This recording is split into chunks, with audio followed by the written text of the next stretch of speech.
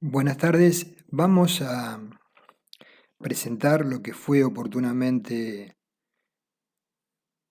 la primera clase en donde tratamos el tema de puentes. Esto sería un resumen de la misma,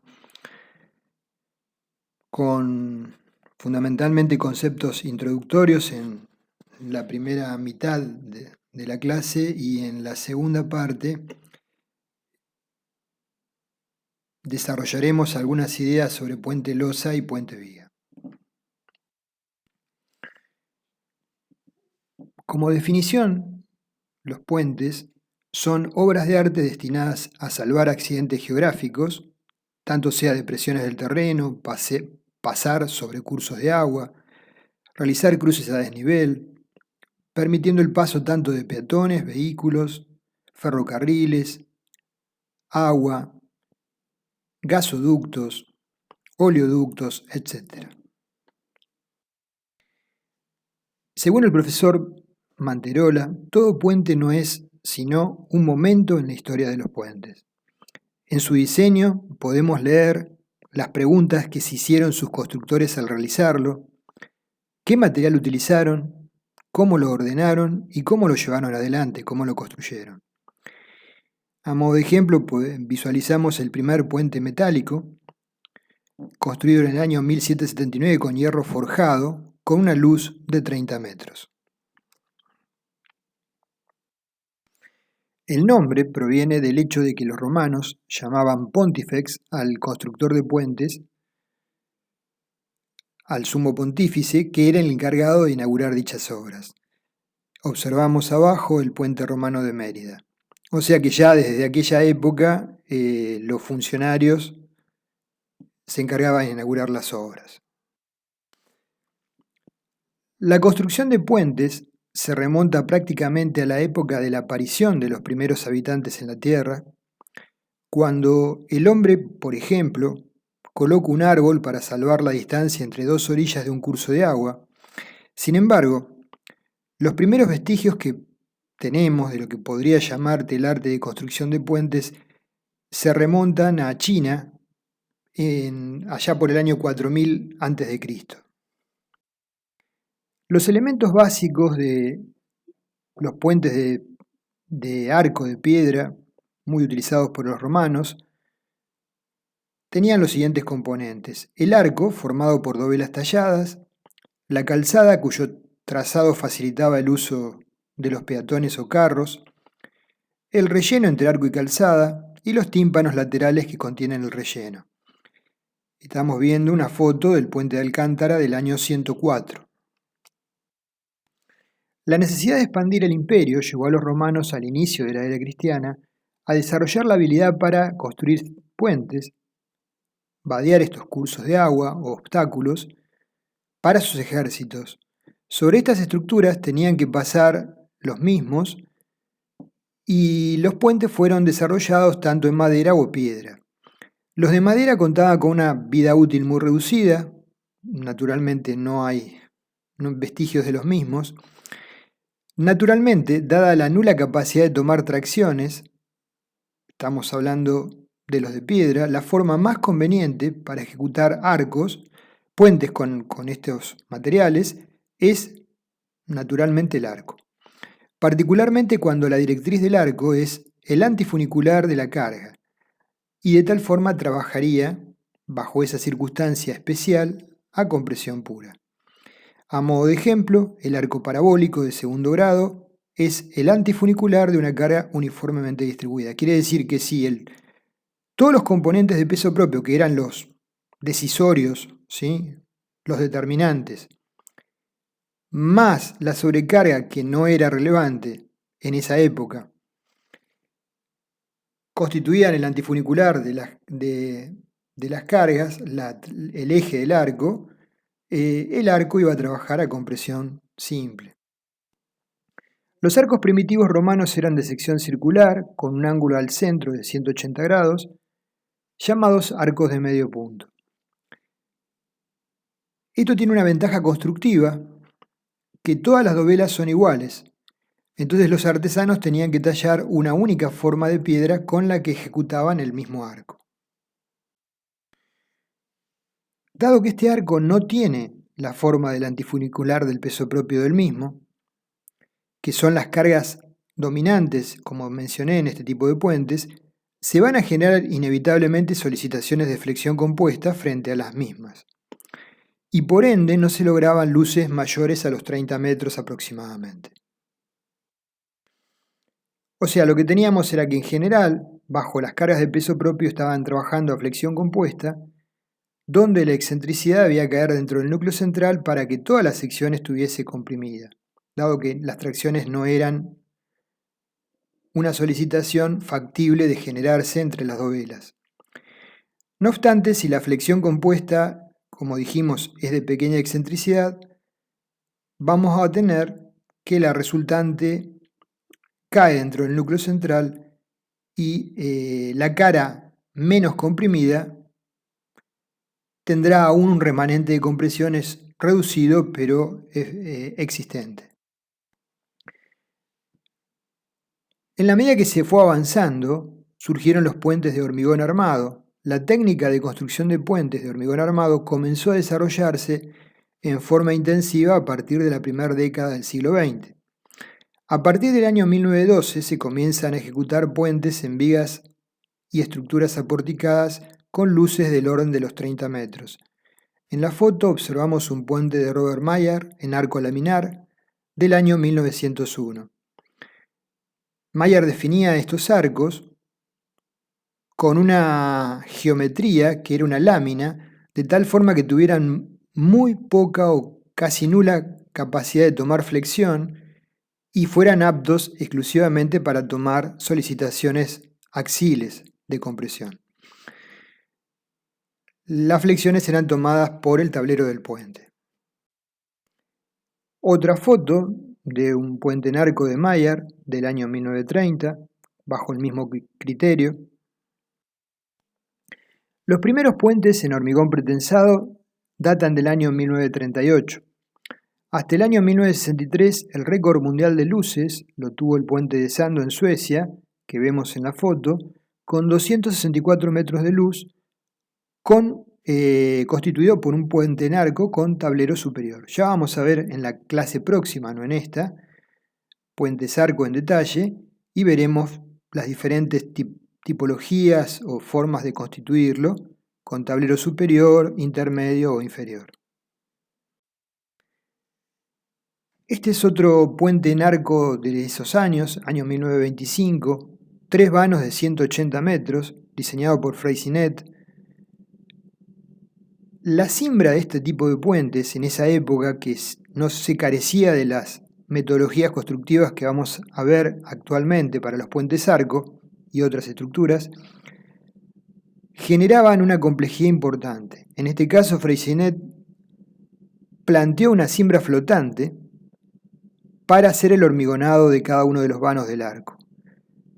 Para que tengamos una idea de la magnitud del mismo, 180 metros de luz, calzada de doble carretera y ferrocarril, 9 metros de ancho, 4,5 metros de alto y una relación flecha-luz que hablaremos cuando veamos puente arco de 1 en 6,5. En la República Argentina los puentes de mayor luz existentes son los que se mencionan a continuación. Vamos a hacer una mención muy breve. Sistema Saubenque, atirantados, puente Chaco Corrientes sobre el río Paraná con una luz de entre torres de 245 metros, año 1972. El de la foto. Complejo ferrovial Zárate Brazo Largo, Buenos Aires Entre Ríos, con luces entre torres de 330 metros, año 1977. Y puente Posadas Encarnación, con luz entre torres de 330 metros, año 1987. Acá vemos una foto de este último. Una distancia entre torres de 330 metros. Puente Conobenques. Acá vemos una foto del puente Rosario Victoria con una luz entre torres de 350 metros, finalizado en el año 2002. Con rango de luces menores en general tenemos sistemas de vigas pretensadas de sección cajón, mediante el método de voladizos sucesivos, del cual hablaremos. Puente Internacional Fray Bentos, Puerto Unzué sobre el río Uruguay, luz de tramo principal 220 metros en el año 76. Puente Internacional Tancredo Neves Iguazú, Foz de Iguazú, luz de tramo principal 220 metros, año 1986. Puente Internacional Colón Paysandú, sobre el río Uruguay, luz del tramo principal 140 metros, año 1975. Ya metiéndonos en el tema, hecho este planteo muy breve, respecto a las condiciones a satisfacer para el proyecto de un puente, tenemos que mencionar la resistencia y estabilidad frente a las acciones, la deformabilidad compatible con la función, va a ser diferente para un puente vehicular exclusivamente que para un puente vehicular y ferroviario y para un puente peatonal, y la durabilidad o vida útil prevista en el proyecto, que hemos hablado eso en la cátedra de hormigón 1 oportunamente. Se desarrollan una serie de estudios básicos previos de topografía, hidrología, hidráulica, geotecnia, estudio de costos, de alternativas. Se selecciona una alternativa y se pasa a definir, a estudiar el proyecto que se llevará adelante y se desarrolla el diseño estructural y luego la documentación, constituyéndose la misma por el informe de ingeniería, los pliegos de licitación, cómputos métricos, presupuestos y planos de obra, adjuntada a la memoria de cálculo naturalmente. Para cumplir acabadamente con las condiciones de desarrollar un proyecto de cierta complejidad, necesitamos sí o sí un equipo multidisciplinario, conformado por especialistas de diferentes áreas y dirigidos por un director de proyecto. El director de proyecto tiene que contar con una experiencia importante en el área estructural, pero también tiene que contar con conocimientos para interactuar y dialogar con los especialistas que integran el equipo de proyecto, por ejemplo, geotecnia, tecnología del hormigón, aerodinámica y otras. El solo cumplimiento de las condiciones de seguridad y estabilidad que configuran aspectos esenciales del proyecto no nos garantizan en absoluto que se logre asegurar un éxito de la obra que estamos planteando. Acá observamos que en el equipo de ingeniería que tenemos estamos estudiando alternativas para salvar una determinada luz. Entonces, a nivel de anteproyecto planteamos tres variantes. Un puente pórtico arriba, un puente en arco con tablero superior en el medio y un puente con pilones y obenques abajo.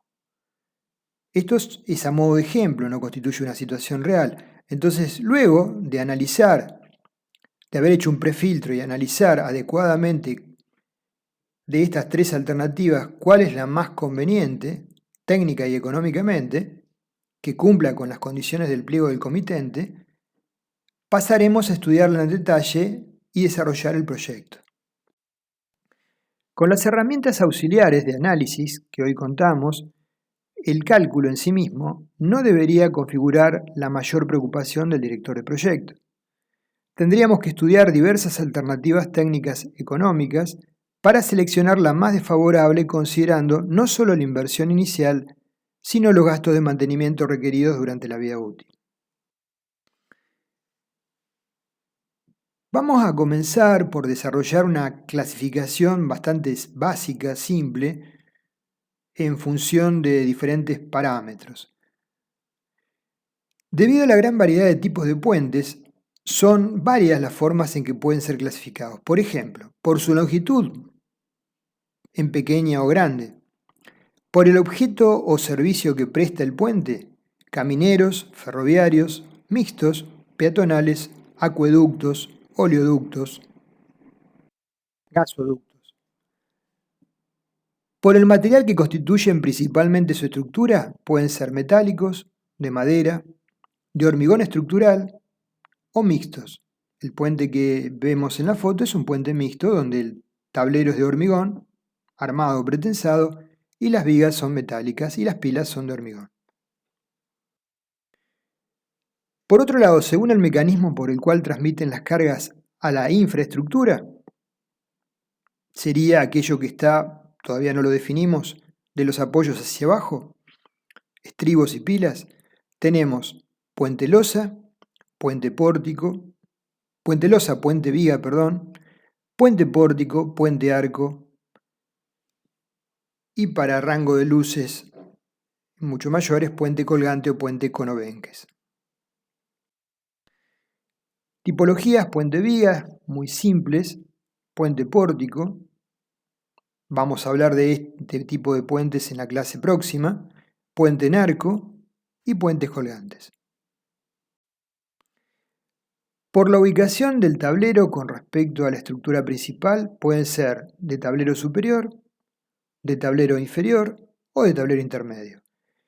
En la foto de arriba vemos un puente arco con tablero superior y en la foto de abajo vemos un puente arco antiguo de hormigón armado con tablero inferior. Según las condiciones de construcción pueden ser hormigón in situ, prefabricados en forma parcial o total, con el método de voladizos con diagonales o por voladizos sucesivos. Justamente en la foto que estamos viendo arriba y abajo estamos viendo un puente arco ejecutado con voladizos con diagonales, tensoras. Acá vemos un puente arco en Alemania desarrollado con cimbras apoyadas en el suelo y hormigonado en el lugar. La longitud del vano es de 160 metros y la altura en la clave es de 80 metros. Esto es bastante atípico, poder ejecutarlo así, ¿no? Acá vemos un puente típico de tableros tipo viga, compuestos por grandes vigas prefabricadas, premoldeadas colocadas con una viga de lanzamiento sobre las pilas. Con respecto a la ubicación en el entorno, tenemos puentes urbanos o puentes rurales. Con respecto a las condiciones estáticas, tenemos puentes isostáticos o puentes hiperestáticos. A modo de ejemplo, el puente viga más frecuente con elementos postensados son puentes isostáticos. Por una cuestión de simplicidad, y ya veremos de aspectos técnico-económicos. Y según su duración, tenemos puentes provisorios, puentes temporarios o puentes definitivos. Acá vemos un puente simplemente apoyado arriba, requiere que cada viga tenga su hormigón de segunda etapa y su dado de apoyo, y por lo tanto el ancho de la pila está condicionado, tienen que ser pilas anchas. En el centro vemos un puente viga continuo, requiere un apoyo único y por lo tanto la pila puede ser menos ancho. Y abajo, en ocasiones cuando el puente tiene una longitud importante sin juntas y las solicitaciones generadas por las deformaciones impuestas son excesivas, se pueden lograr juntas mediante tramos tipo Herbert, como vemos en el dibujo inferior. En estos casos hay unas narices de las vigas sobre las cuales apoyan la viga, el paño de Herbert, ¿sí? Y debe existir una relación entre L1 y L2 para evitar el vuelco del tramo sobre las pilas durante el proceso constructivo de montaje. Por ejemplo, se montan primero las vigas que apoyan sobre la ménsula L1 del lado izquierdo. Hay un detalle de la unión de las mismas. Con respecto a las partes constitutivas de un puente simple, tenemos la superestructura que está constituida en los casos más sencillos por vigas principales, en puente viga, vigas de arrastramiento, cuando menos en los apoyos, y tablero. La infraestructura de los apoyos para abajo por las pilas y estribos, y la interacción entre la superestructura e infraestructura que serían los aparatos de apoyo o elementos de transición entre ambos. Acá estamos viendo una foto de la ejecución, el hormigonado en el lugar de un puente viga sobre el vertedero de una presa. Marqué insertos metálicos sobre los cuales apoyo un riel donde circula un puente grúa posteriormente y marqué como conectores abajo y vigas, en este caso de hormigón armado, Y esos son las armaduras salientes de las vigas, que son los conectores de corte que queden inmersos en la losa para que cuando se hormigone esta losa que se está preparando, finalmente la viga trabaje como una viga T, una viga placa. Este es el puente ya hormigonado con una viga transversal en ambos apoyos y una viga transversal en el centro de la luz. Y atrás se ve un elemento particular compuesto por dos elementos premoldeados y un elemento in situ final para constituir una gran viga de apoyo de un puente grúa aguas abajo del puente. Este es un puente viga con tramos isostáticos muy simple, que apoya sobre vigas cabeceras con topes antisísmicos en los laterales y pilas sobre el río Neuquén, en Chipoleti. Esta es una pila tipo en zona urbana, de baja altura. Las pilas, las vigas cabeceras, los dados de hormigón de segunda etapa sobre los cuales apoyarán los panes de neopreno y los topes laterales. Un corte de las pilas, viga de Intel, esquema de dados, vigas principales y hormigón de la losa. Los estribos, hablando de la infraestructura, cumplen la misma función que las pilas, pero se ubican en los extremos del puente, donde comienza y termina el mismo, y a su vez contienen el suelo de los terraplenes de acceso. Hay estribos tipo cerrados y estribos tipo abierto, como el que vemos en el dibujo. En el caso de estribos tipo abierto, vamos a ver en la última de las clases, dentro de 2 clases, el tema de diseño de estribos. Acá hay algunas medidas tentativas para un predimensionado. Los estribos en realidad tienen una doble misión. Por un lado constituyen el apoyo extremo del tablero, permitiendo a través de esos apoyos que se produzcan las deformaciones axiles debidas a temperatura, fluencia y retracción y a las acciones directas de la estructura como las fuerzas de frenado de los vehículos. Y por otra parte constituyen la estructura de contención soportando el empuje de las tierras que conforman el terraplén de acceso a través de un muro frontal y las aletas laterales. En los estribos se establece la transición entre los movimientos del dintel y los no movimientos del terraplén de acceso. Un detalle de un estribo con la losa de acceso, detalle de apoyo de la viga principal, muro frontal,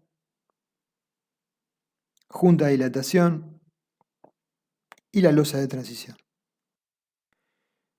Como estribos tenemos con muros de vuelta a 90 grados, con muros de ala con un ángulo diferente de 90 grados. Esto está dado en función de las condiciones que tenga que atravesar el vano del puente, si es un cauce fluvial o una carretera.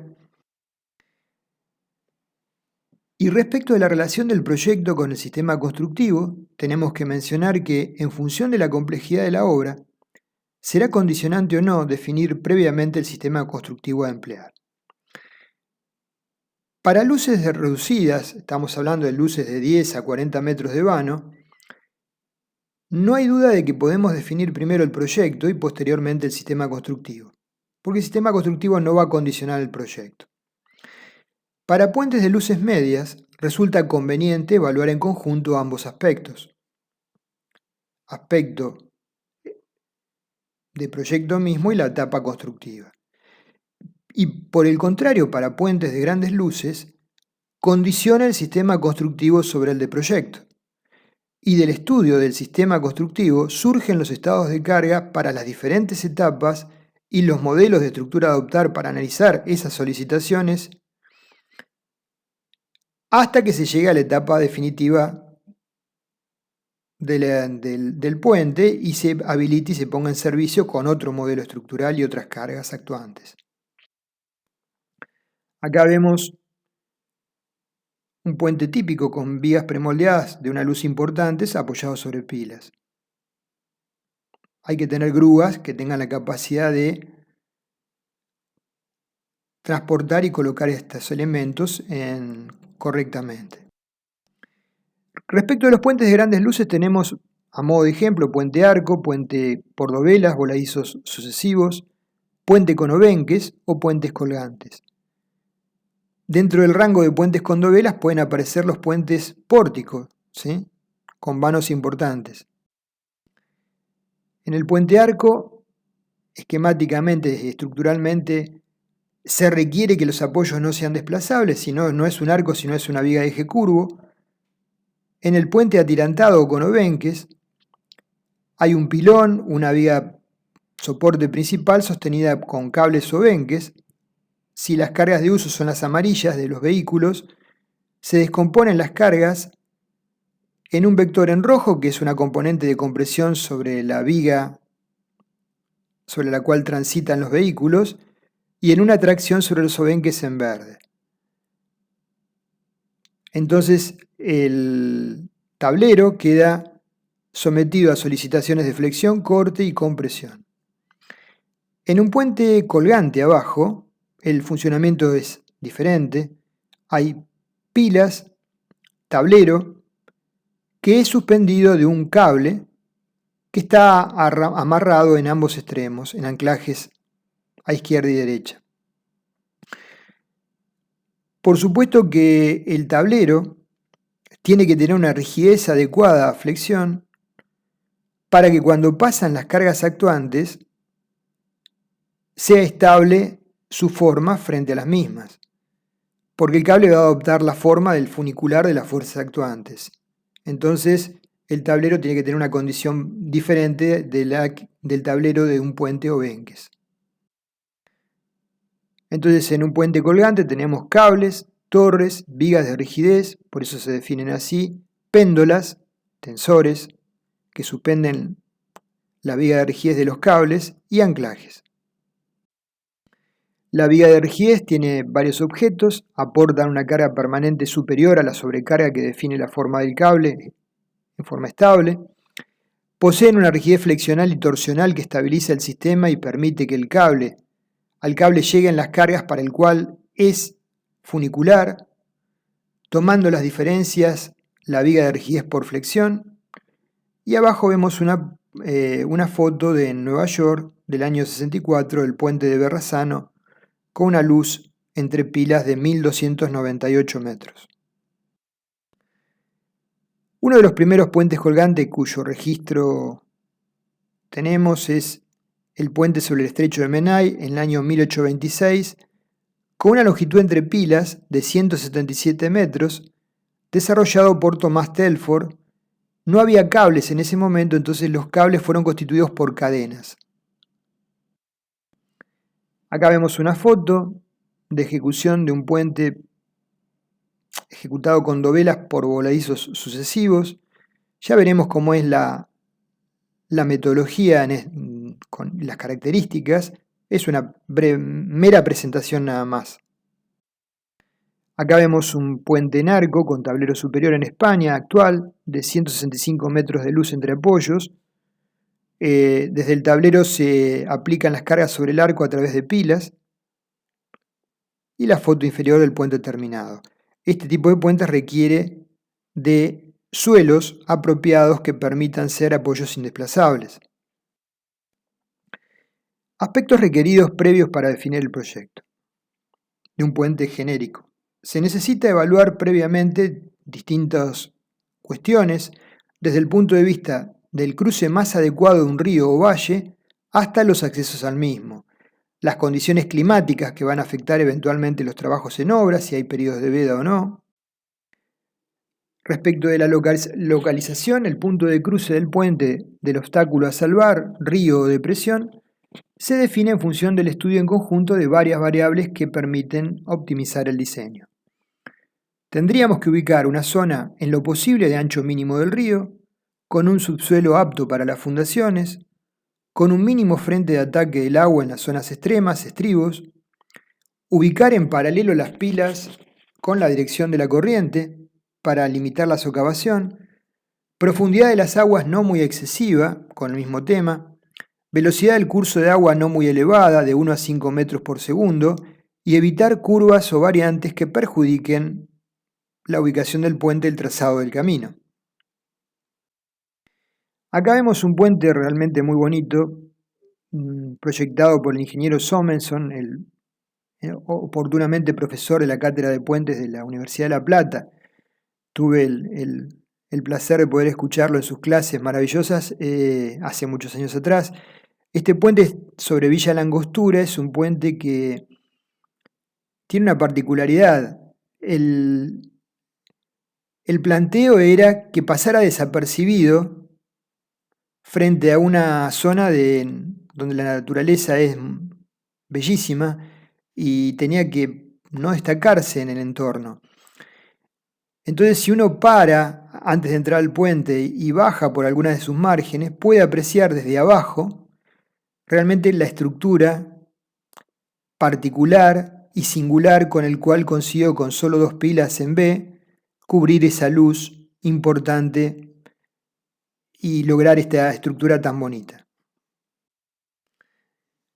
Como datos necesarios para el proyecto necesitamos estudios topográficos del entorno, ingeniería vial, estudio hidrológico de la cuenca, estudio geotécnico, estudio de impacto ambiental que cada vez cobra más relevancia, la tecnología de los materiales disponibles en la zona y luego vendrá el proyecto de ingeniería estructural con base a toda la información anterior. Esta componente, ingeniería estructural, comprenderá la memoria de cálculo, los planos constructivos y de detalle, las especificaciones técnicas, el manual de mantenimiento programado es importante, que le indicará al ente vial cada cuándo y dónde tiene que hacer inspecciones para prevenir cualquier inicio de patología y subsanarla a tiempo. Hay grandes deficiencias respecto de esto, no solo en nuestro país, en los países del primer mundo ocurre también. Y características del ensayo de cargas que se plantea previa a la habilitación y que eso lo establece el comitente. Ya vamos a hablar más adelante. Acá vemos modelo de ensayo de carga sobre un tablero de un puente en España, sobre un sector con camiones que han sido determinadas las características de la distancia entre ruedas, entre ejes, en ancho y en longitud, y carga por camión pesados en báscula. Se va ingresando paulatinamente al puente, se lo hace en diferentes etapas y se van midiendo la respuesta del mismo. Entonces, el ensayo de carga es una cuestión requerida para habilitarlo al tránsito. El pliego va a establecer las características con las cuales se va a ejecutar el ensayo y el comportamiento que se espera del puente durante el ensayo. Como ven, en cada caso se utiliza lo que se dispone a mano, en este caso camiones elaboradores de hormigón, ¿sí? Con respecto a los comienzos del diseño de la etapa moderna de puentes, tenemos el puente de Firford en el año 1890, constituido por vanos principales de 521 metros y longitudes de voladizo de 207 metros, realmente una estructura importante, maravillosa para esa época, constituida por acero con forma de tubular, pero como no se fabricaban tubos de esas dimensiones, era chapa doblada y roblonada. Se carecía en esa época de modelos matemáticos que pudieran evaluar cómo se iba a comportar este puente. El tramo central, como ven, es un tramo suspendido de los voladizos. Entonces, el proyectista tenía que convencer a los posibles inversores que su estructura iba a funcionar adecuadamente. Y para tal cosa, desarrolló un modelo en vivo con 3 ayudantes que lo asistieron, mostrando el que está sentado en la sillita, el tramo Herbert, y los 2 restantes, las 2 ménsulas con las zonas comprimidas y traccionadas respectivas y los anclajes. A falta de modelos matemáticos, el ingenio siempre es bienvenido. Cada proyecto tiene un entorno socioeconómico y el diseño de la obra debería adecuarse al mismo. No siempre el proyecto que se realiza utilizando las técnicas más avanzadas puede resultar más conveniente. En épocas con alta tasa de desocupación, eventualmente puede resultar interesante estudiar que la obra utilice metodologías constructivas no tan actuales que conlleven un mayor grado de mecanización y especialización y dé lugar a generar una mayor demanda de mano de obra con tecnologías probadas tradicionales, sin perder calidad la obra naturalmente. Dirigiendo el equipo de especialistas debería continuar un ingeniero generalista con capacidad de reunir la información, analizar y dar coherencia a los estudios de cada área específica que contribuye al proyecto, el llamado director de proyecto. Datos necesarios para el proyecto de un puente. Necesitamos el plano de ubicación, plan y altimetría tanto del curso de agua como de accidentes geográficos con curvas de nivel cada metro si la quebrada es profunda. Incluir una sección transversal en el posible eje del puente, indicando cotas de fondo cada aproximadamente 5 metros, y otras dos a una distancia cercana a 20 metros del anterior, una aguas arriba y la restante aguas abajo. Estudio hidrológico de la cuenca, caudal medio anual, cotas de crecientes máximas y mínimas, velocidad de la corriente, posibilidades de arrastre de materiales, condiciones climáticas del lugar, temperaturas prevalecientes de la mayor parte del año, temperaturas mínimas, periodo posible de veda en función del equipamiento que contemos, frecuencia y velocidad de los vientos, registro de lluvias, posibles nevadas. El estudio de suelos, naturalmente, con suficiente cantidad de sondeos y datos de ambas márgenes, así como también eventualmente si se van a ubicar pilas del lecho, tal que se puedan trazar perfiles geológicos y a partir de ellos definir el tipo de fundación, cota y tensiones admisibles, evaluar posibles asentamientos y características agresivas de los suelos sobre el hormigón de las fundaciones. Como elementos geométricos tenemos la longitud total de LP sería de un tramo del puente, es la parte de la superestructura situada entre dos elementos sucesivos de la infraestructura, pilas. La altura de construcción es la medida vertical en una sección entre el punto más alto de la carpeta de desgaste y el punto más bajo de la superestructura, cota rasante y cota de fondo de viga. Y la altura libre sería desde el punto más bajo de la superestructura, fondo de viga, hasta el punto más alto del obstáculo cruzado por el puente. En el caso del cruce de un río, la cota máxima creciente, cota de máxima creciente, para la cual tiene que haber una revancha adecuada en función de si el río es no navegable, es navegable, si arrastra materiales o no. Con respecto al ancho del puente, desde el punto de vista de la ubicación, los puentes se dividen en urbanos y rurales. En el caso de puentes urbanos, el puente coincide con el ancho de calle. En puentes rurales, el puente es la continuación de la carretera y las banquinas, y es conveniente que para no constituir un punto de estrangulamiento, su ancho coincida con el ancho de las calzadas de la ruta, con las banquinas incorporadas. Entonces tenemos, repasando ideas, cota rasante, cota de máxima crecida, cota de fondo de viga, la revancha, ¿sí? Son variables en los puentes más simples a considerar. Para definir la longitud del puente tenemos que en ocasiones es muy simple hacerlo. Acá tenemos una quebrada con laderas rocosas, entonces un puente en arco es ideal para plantearlo y la longitud total del mismo está definido por el perfil de las laderas. Este es un puente que ya vamos a ver cuando veamos Puente Arco en Estados Unidos, cerca de la represa de Hoover, muy bonito, donde también las condiciones de la fundación son ideales para un puente en arco. En zonas llanas, los ríos generalmente presentan meandros o formas sinuosas que hacen dificultosa la determinación de la longitud del puente. Como referencia, o como primera referencia, la capa ripiosa da una idea del largo que debería tener el puente porque las grandes crecidas pueden ocuparlo en su totalidad. Cuando el ancho definido por la zona de ripio es excesivo, puede proyectarse un puente más corto, avanzando con terraplenes bien protegidos, ejecutando defensas que aseguren la ausencia de socavaciones y lograr el pasaje del curso de agua bajo el puente. El puente sobre el río Limay es un puente de servicio de 200 metros de luz, se adoptó este criterio, se avanzó algo con los estribos para no hacerlo de mayor extensión. Si se trata de ríos muy caudalosos, la protección de los terraplenes puede encarecer en demasía la obra. Estos casos pueden presentarse cuando la crecida del agua sobre la capa de ripio es superior al 1,50 m, tentativamente.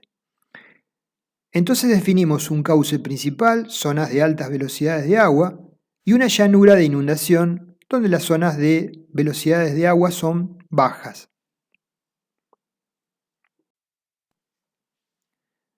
La socavación es un problema que conlleva muchos colapsos de puentes o puestas fuera de servicio.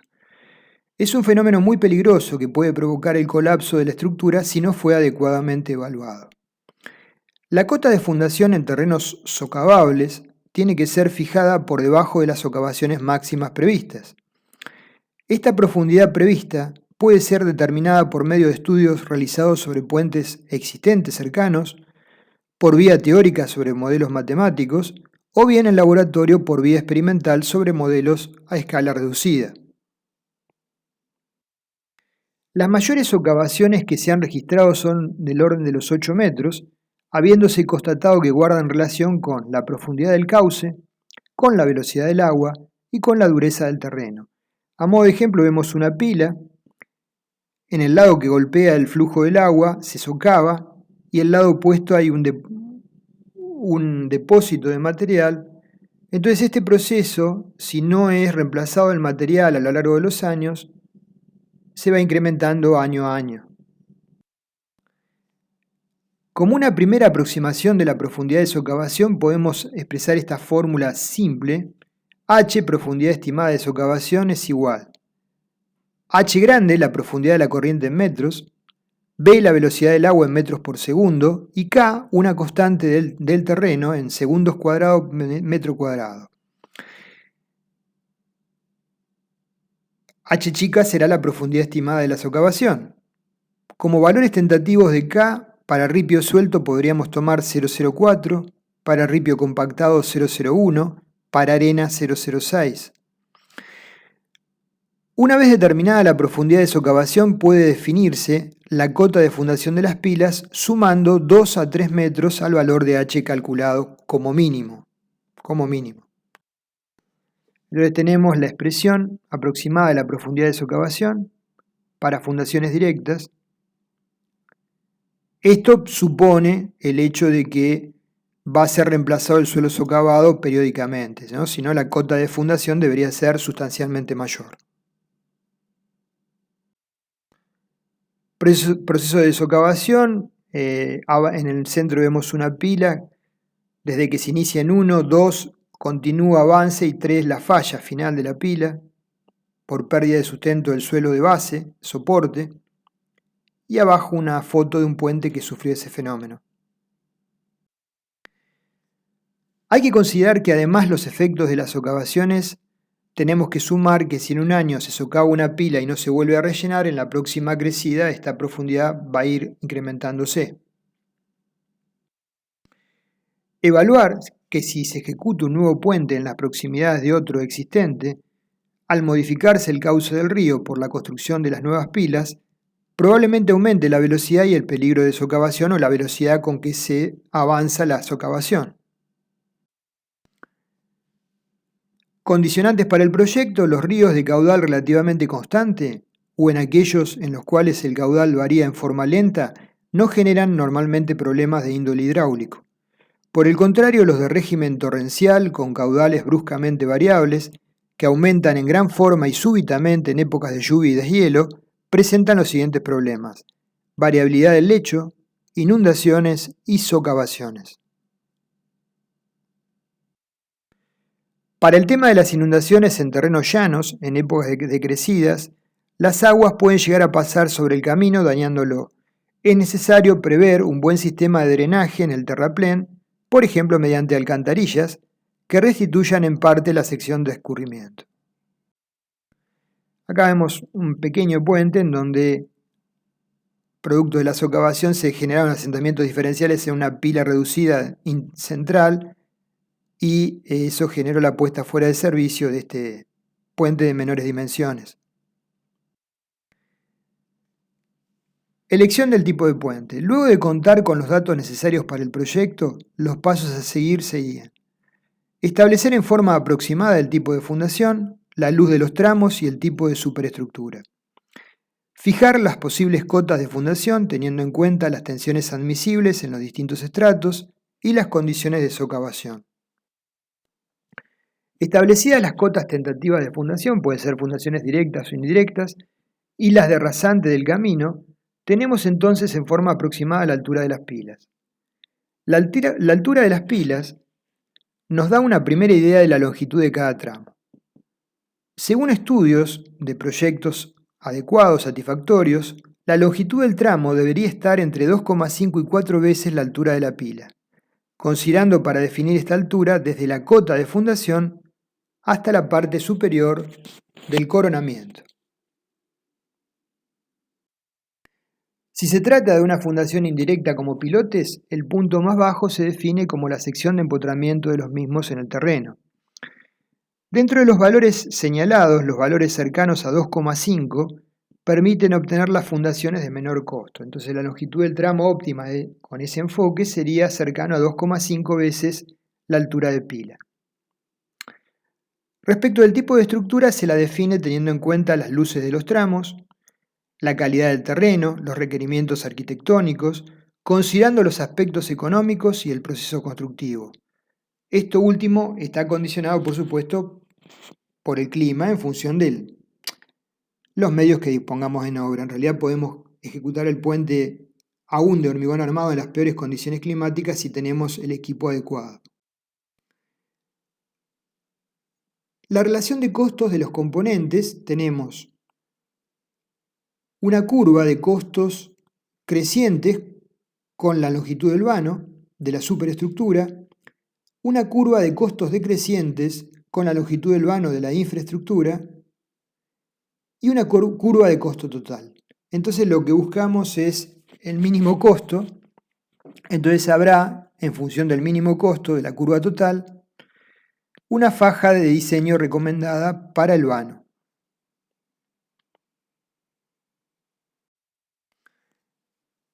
Si tenemos que plantear puentes altos y largos, se requieren probablemente por las deformaciones impuestas juntas de dilatación y se obtiene el mejor comportamiento con varios tramos similares, incorporando tramos isostáticos o tramos colgados como los Gerber. Cuando el puente es bajo y corto, la mejor solución puede resultar un sistema de vías continuas pero con apoyos de neopreno sobre pilas y estribos. Resultan necesarias estas articulaciones dado que las pilas de baja altura tienen poca capacidad de tomar las deformaciones impuestas del tablero.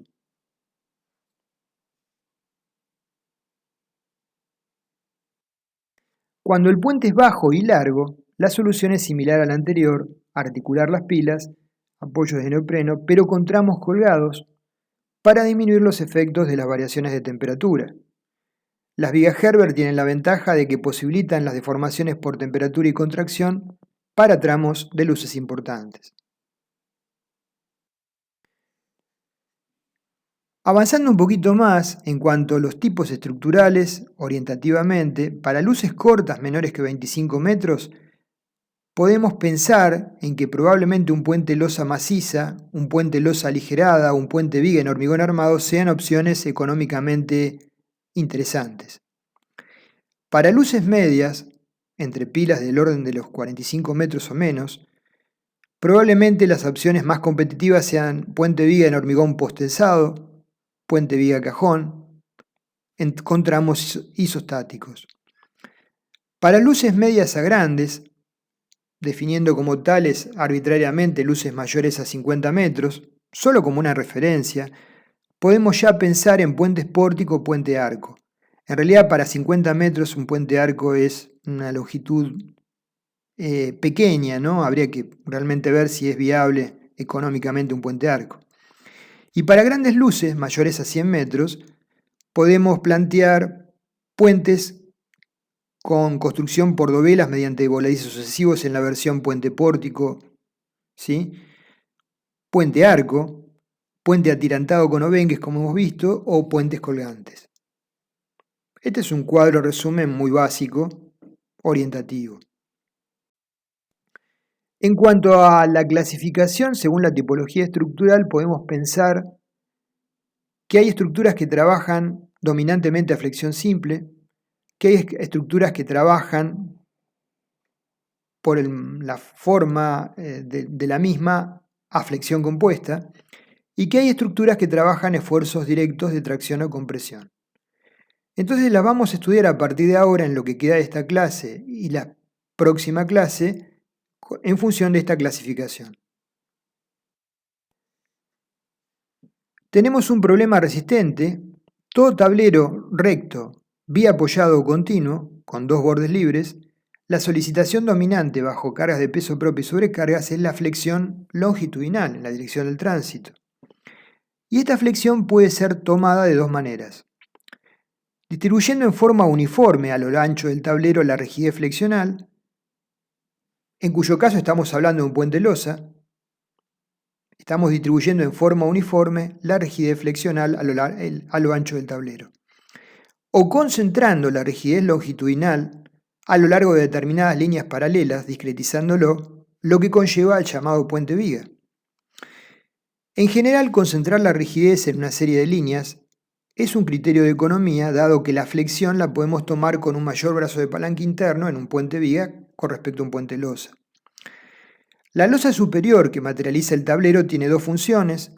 En un puente viga, contribuye a la rigidez longitudinal de las vigas y reparte las cargas concentradas entre las vigas que conforman el tablero. Entonces, en un puente losa puede ser puente losa, bueno, a la izquierda tenemos un puente losa y a la derecha distintos tipos de puentes viga. Repasando ideas, ¿no? Entonces, naturalmente, si hacemos uniforme la rigidez flexional, tenemos un esquema de puente losa como el de la izquierda, que ya veremos que no necesariamente tiene que ser macizo. Y si la discretizamos, tendremos diferentes configuraciones de puente viga, en cuyo caso entra la viga cajón también.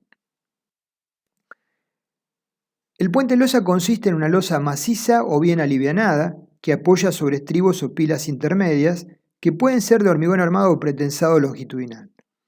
El pretensado transversal se utiliza para losas compuestas por segmentos longitudinales apareados, no es tan frecuente. Los puentes losas son una solución sencilla y económica según la luz a salvar. A medida que la misma se incrementa, el peso propio de la losa es determinante y nos hace pensar en que otra solución sería la más adecuada. Vemos un puente losa maciza y luego puentes losas con secciones alivianadas y con geometrías condicionadas por el aspecto estético, por ejemplo la tercera.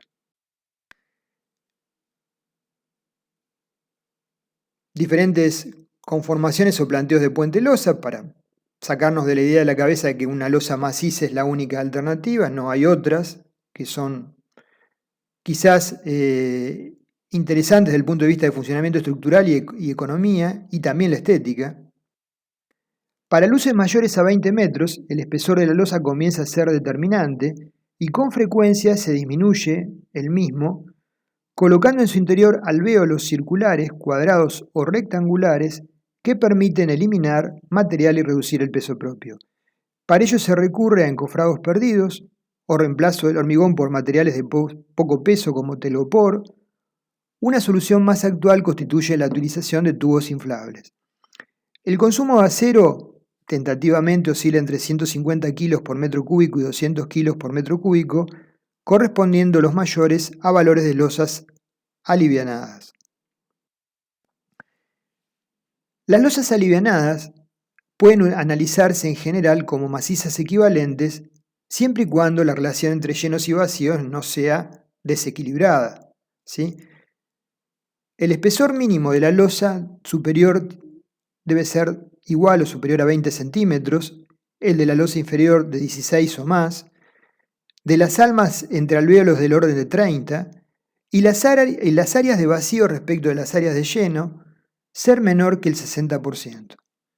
Para vacíos mayores, la reducción de rigidez transversal de la losa es importante y debería ser estudiada más bien como una serie de vigas, con el eje de nervios como vigas equivalentes. Con respecto al rango de luces en puentes losas, en losas llenas podemos pensar en hormigón armado entre 5 y 12 metros, en hormigón postensado entre 12 y 25 metros, para losas alivianadas en hormigón armado entre 12 y 24 metros, y para losas de hormigón postensado entre 20 y 30 metros. Son luces ya interesantes.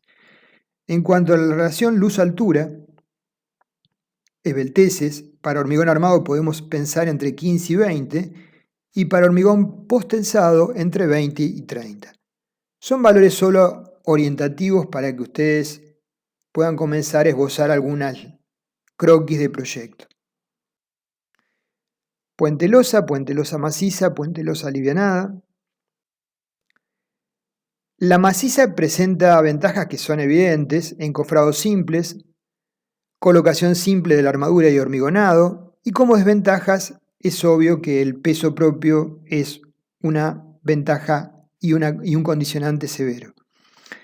Para puente losa alivianada se reduce el peso propio, se pueden lograr mayores luces, se facilita la continuidad entre vanos, se logran diseños más estéticos, y como desventaja tiene justamente que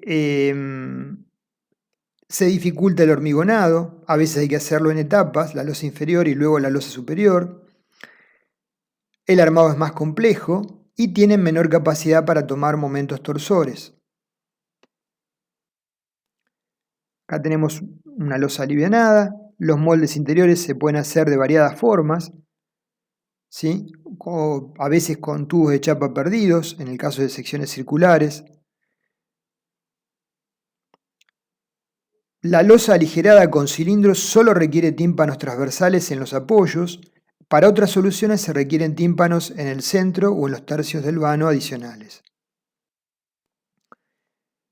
Con respecto ya acercándonos al cierre del resumen de esta primera clase, a los puentes viga, es la solución más utilizada para luces de hasta 40 metros por vano. Se optimizan los materiales incrementando el brazo de palanca interno. En general, cuando se resuelve el sistema empostezado se toman tramos isostáticos. Es frecuente ejecutar la superestructura por etapas, es decir, las vigas premoldeadas en obrador, montarlas sobre las pilas, colocar losas de encofrado perdido y ejecutar el hormigonado de la losa, ¿sí? Serían las diferentes etapas. Se aprovecha eficazmente el hormigón del ala, losa de calzada, para trabajar longitudinalmente como elemento comprimido y transversalmente como losa que distribuye las cargas concentradas de tránsito entre las vigas. Llevan asimismo vigas transversales sobre el apoyo siempre, y en forma optativa pueden o no llevar vigas transversales en el vano. En este caso pueden plantearse una viga en el centro de la luz o en los tercios de la luz. Mayor cantidad no suele ser eficaz. Dado que la ejecución de estas vigas presenta dificultades, la tendencia actual es tratar de eliminarlas, no las sobre apoyo, sino las internas. En general, estas vigas transversales son asimismo postezadas con cables rectos, porque las solicitaciones de momentos flectores cambian de signo en función de la distribución asimétrica del tren de cargas en el tablero, el tren de vehículos. Entonces acá tenemos un puente viga con 4 vigas principales, vigas transversales sobre apoyo y una viga transversal en el centro de la luz. Esas vigas transversales fundamentalmente trabajan para cargas asimétricas, haciendo participar a todas las vigas de la carga que actúa sobre el tablero. en mayor o menor medida. A efectos de un prediseño, tenemos que considerar que para puentes de anchos de entre 8 y 12 metros, la cantidad de vigas longitudinales varía entre 4 y 6. A menor número de vigas principales premoldeadas, tenemos menor costo de encofrado y armado y mayores pesos individuales de cada elemento, con la consiguiente complicación en los aspectos de izaje y montaje. Van a ser elementos de mayor cantidad de toneladas a trasladar y ubicar en su posición definitiva. Asimismo, a menor número de elementos de vigas, mayor separación entre sus ejes, lo que se traduce en mayores momentos sobre la losa de calzada por las cargas de tránsito. Una cantidad frecuente está entre 4 y 5 vigas, con separaciones entre 2,50 m y 3,30 m, tentativamente. El espesor de la losa de calzada será función de la separación entre vigas principales, pero no suele ser menor de 12 centímetros. Usualmente se trabaja con espesores cercanos a 20 centímetros. Un detalle de la viga premoldeada sola, posttensada, sobre el apoyo de la pila, cabecera, vigas simplemente apoyadas. La zona del extremo de la viga, si es posttensada, es maciza, tal cual lo vimos en pretensado.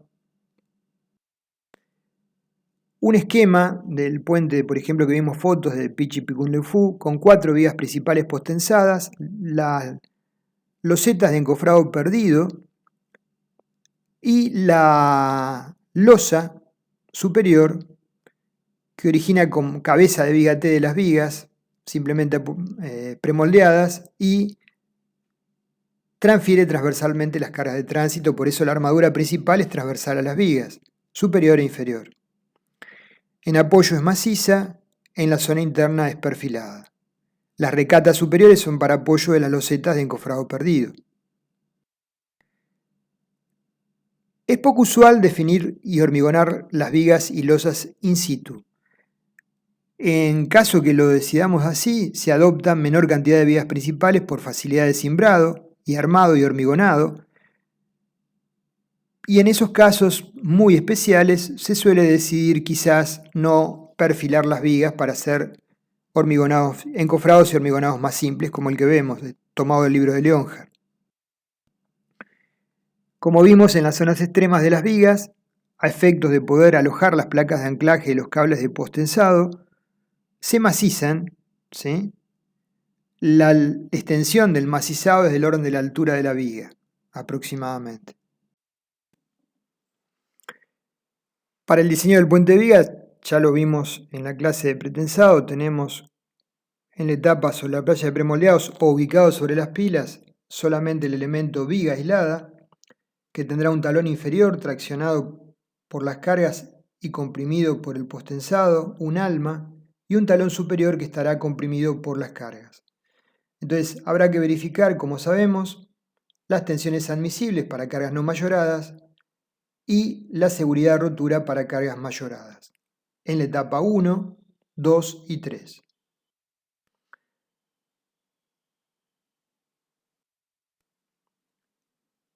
Acá podemos observar el puente que vimos, el esquema, el corte en dibujos, el puente sobre el río Limay, posttensado, a la izquierda finalizado y a la derecha en la etapa constructiva donde las vigas premoldeadas estaban ubicadas, eran 4, sobre las pilas. Lo que se ve por encima de la viga son la armadura en conector de corte, ¿sí? Que permiten tomar la fuerza rasante del tablero y la viga, para que trabajen como una estructura monolítica. Acá vemos fotos de la etapa constructiva y definitiva del puente sobre el vertedero, este puente es de hormigón armado que ya mencioné, y las vigas premoldeadas aguas abajo que no constituían parte del puente sobre el vertedero, sino un apoyo de un pórtico grúa muy grande para trasladar ataguías de cierre de las compuertas del vertedero.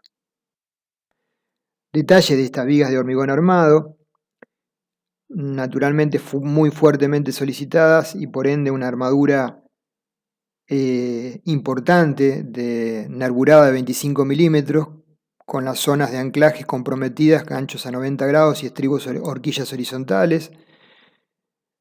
Los empalmes se hicieron no por yuxtaposición, como vemos en la foto de la derecha, sino por manguitos prensados, porque no había espacio físico para hacerlos por yuxtaposición. Y en la foto de la izquierda se ve un tubo, un manguito de PVC, para desde ese lugar tomarlas, lingarlas y colocarlas en posición. Distintos esquemas de posibles puentes vigas tomados del libro de Leonhardt. Todos estos son básicamente de hormigón armado, por eso secciones no perfiladas.